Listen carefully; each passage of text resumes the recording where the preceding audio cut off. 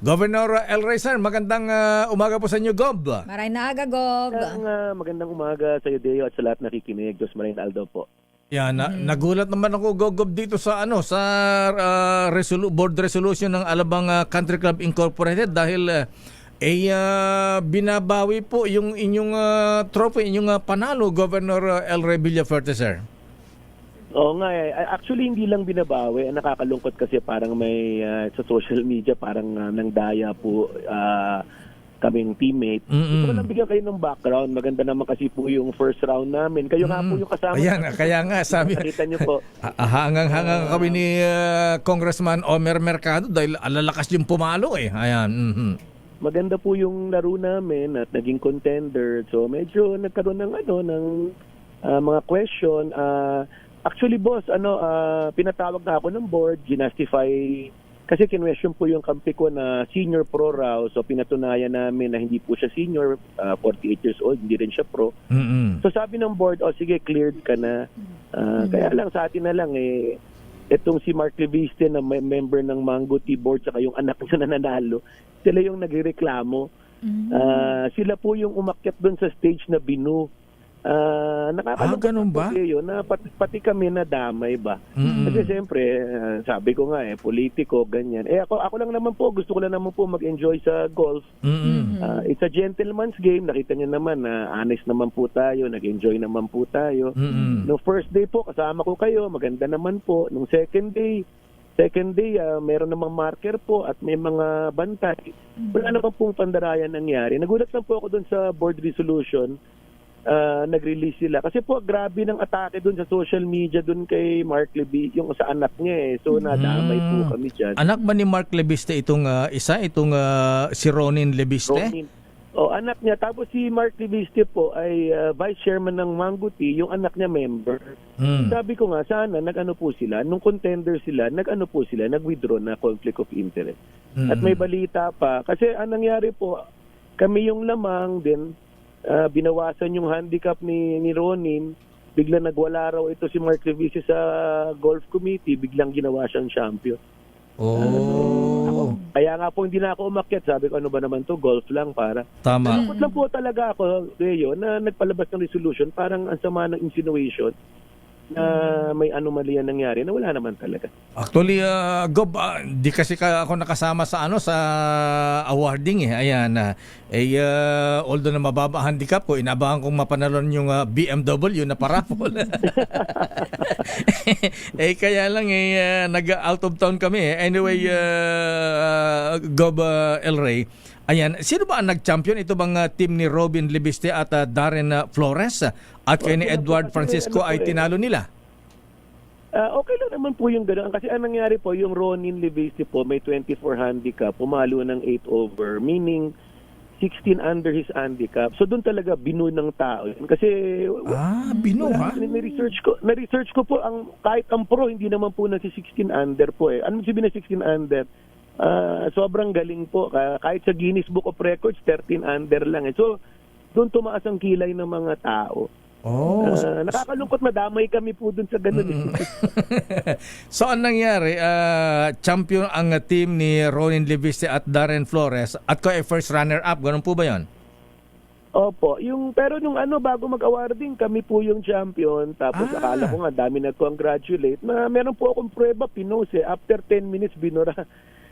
So, mismo may problema rin po yung board na nagpapa-influensya sila sa kung kanino-kanino po ba. So, ang Mango Tea pa naman, prestigious po. Tama.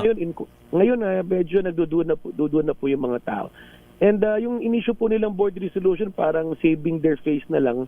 Nakakalungkot na nadadamay po ako dyan. Nakakahiya yung naginawa. Tayo lang naman, mahilig lang mag-golf Fun lang naman tayo So, gentleman sport po ang golf Kailangan honest ka Correct. So anyway, Governor El Rey, ayan, dito sa resolution ng Alabang Country Club Incorporated, sabi nila, resolve finally that the teams of Mr. Ronin Leviste and partner Mr. Darren Flores and Mr. Luis Raymond Villaferte and partner Mr. Edward Francisco are asked to return the trophies awarded to them during the Mango Tea awarding. Isosolin niyo ba yung trophy, Governor El Rey, sir? wala namang problema. Sabi ko nga, tayo naman. Pero susoli po namin yan, pero ayoko lang po yung ma-insinuation na may nangyaring mali. Kasi yun po ang insinuation na parang may mali kaming ginawa na sana in-explain nila. Ang sabi nila, unbelievable daw yung score. Yung sa amin po, believable yung sa kabila ang hindi. So nadamay talaga kami. At saka yung handicapping yata, Governor El Rey. Yung handicapping talaga, sinabi ko po sa board yan, ang problema, yung handicapping, kasi hindi lang naman po kami, marami rin pong mas malalang handicap doon na hindi nanalo. So kung nanalo sila, questionable rin. Nakakalungkot lang siyempre, politiko tayo, medyo kilala.